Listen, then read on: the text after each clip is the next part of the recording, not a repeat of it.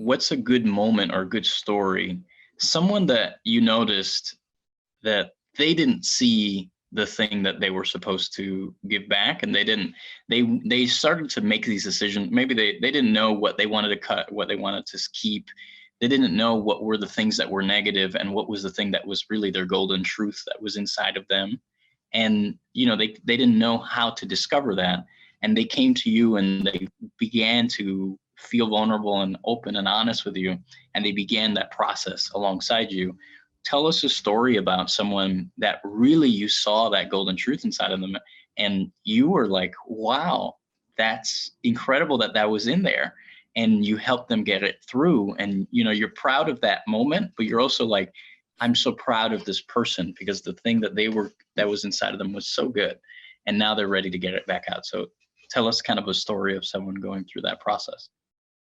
Absolutely. So I love my students. I got to say that. I love my students. I feel so honored to be able to assist them on their path because it's such a deep experience. And oftentimes they tell me things that they don't tell their loved ones. They don't tell their husband or their wife or their best friends or whoever. And there's so many students that, what you're sharing is, it's like, gosh, there's so many stories, but I'll tell you a recent one. I won't say her name, but it's a true story, I promise. She wanted to work on this relationship between her and her mom. And she has a couple of sisters, and she has a husband, she has a daughter. And she was feeling really fed up, really angry, sad. She had all these emotions, and she didn't cry often, but she cried when we were in session the first few times. And she cried because she wanted to have a good relationship with her mom. And she paid for everything for her mom. She paid for the house that she lives in. She'd send her money. She'd buy her stuff. And when she went to visit her mom recently, she told me that her mom didn't cook for her. And they ended up ordering pizza. And she was so upset by that. And I knew why, but I needed her to see why. It wasn't the food. It was the principle behind it. In her eyes, it was what food meant to her. What, not food, but what the service of cooking food from her mom meant to her. Because her mom, the way that she would show love is through cooking food.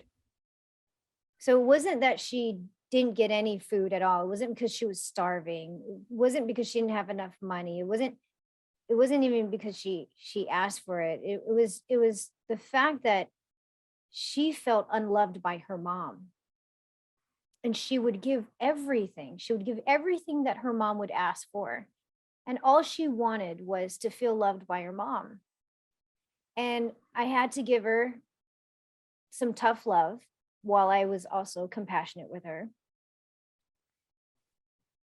When she was saying all these different things, and she's like, I'm so angry, I'm so, frustrated, I'm so upset. And this, by the way, this was a 15-minute call. And I nipped it right in the butt. And I was like, the food doesn't matter. What's really underneath all of that that's really hurting you? And her tears came out like a waterfall. It was just, she knew that it was much deeper than just the food. When she said, I just want her to love me. And I said, that's exactly what is really hurting you inside, is feeling unloved.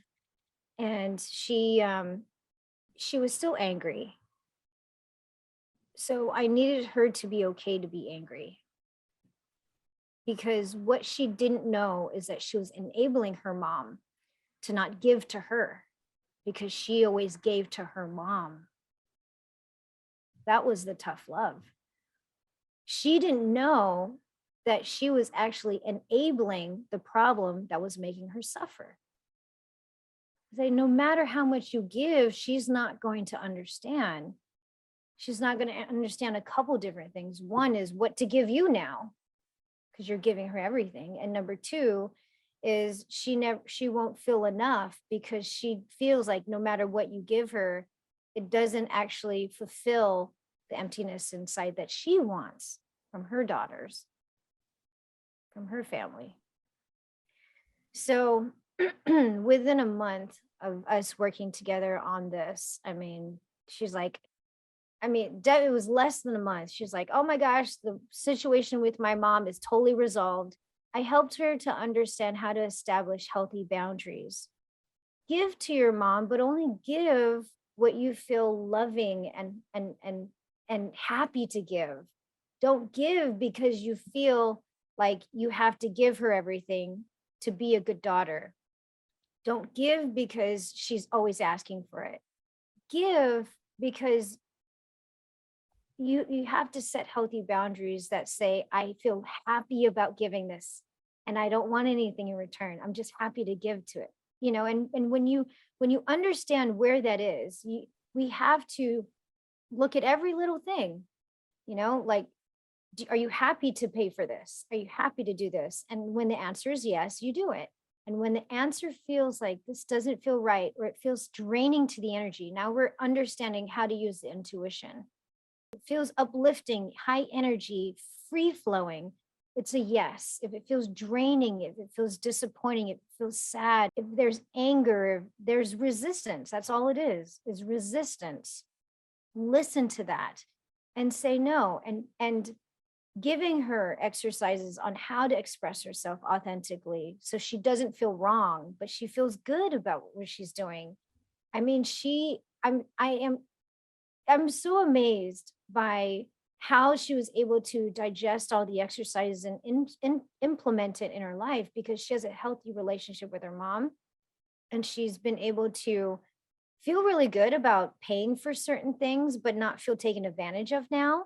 And now she has this ongoing conversation with the mom where the mom sees her and like wants to do things with her, because there's an understanding now. So there was this silent communication that inflicted pain on both sides. They just had no awareness of how to connect with each other with authentic communication. So we worked on that. And so now they communicate, and she's like doing so many other things with her family, with her niece, helping her niece like become more empowered on paying rent and having her own stuff, and setting healthy boundaries. So now her niece feels more like she's in her adult shoes versus just staying at someone's house, or being taken care of, because she was actually staying at her mom's house, but she was paying the rent. So it's like, we've got to give tough love. So when I said earlier, does it empower you and does it empower others? If it empowers you and others, it may be like a good thing for you, right? But the other people may not see it as being empowering. They may figure it out later. So in this case of having to set healthy boundaries with her niece who was staying at her mom's house, who wasn't paying rent, and then now having to pay rent, like this actually empowers her to be more disciplined, to really understand how to use her money, take care of it, right? How to save it, how to earn more, how to spend it more wisely, and also empowers her mom to also feel like she could do the same thing. So there's like all these ripple effects. I mean, honestly, the story just keeps going with like her daughter, her husband, like her friends, her new friends. It's really a beautiful, complete transformation. But that's just, I think, a couple pieces. I hope does that answer your question? Yeah, it does.